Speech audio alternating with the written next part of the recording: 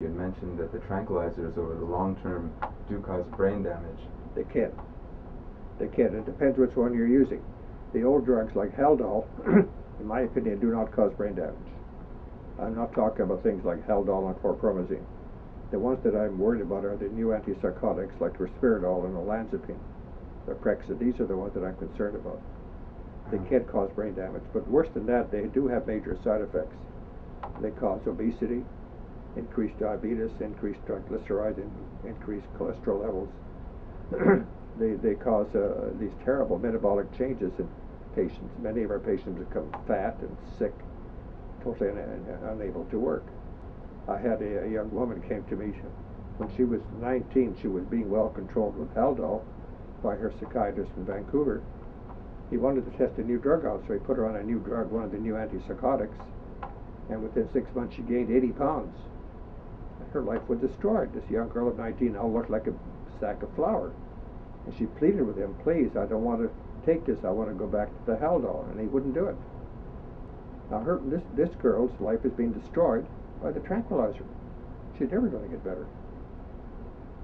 I was wondering if you could maybe talk to us about another case I read where you had started counseling a young man who was on olanzapine, or the one that gives you obesity, and he was going to start your treatment, but then his psychiatrist convinced him not to, and then he ended up hanging himself.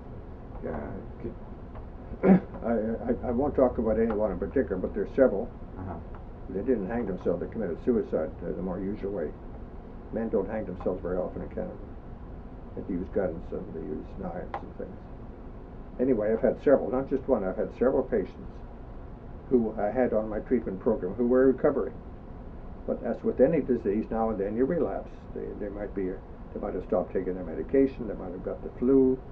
There are all sorts of explanations for why they might have a relapse. And the usual thing is that you go back into a hospital and you deal with what is wrong, and then you keep them on the same program. And these young men were doing pretty well on my program, but they went through a minor relapse. They went to the psychiatric ward where they wouldn't let them take their vitamins in hospital. And when they were discharged, the patient didn't come back to see me. And a few months after that, committed suicide. I've never yet had a single schizophrenic patient on orthomolecular treatment commit suicide. It never happens.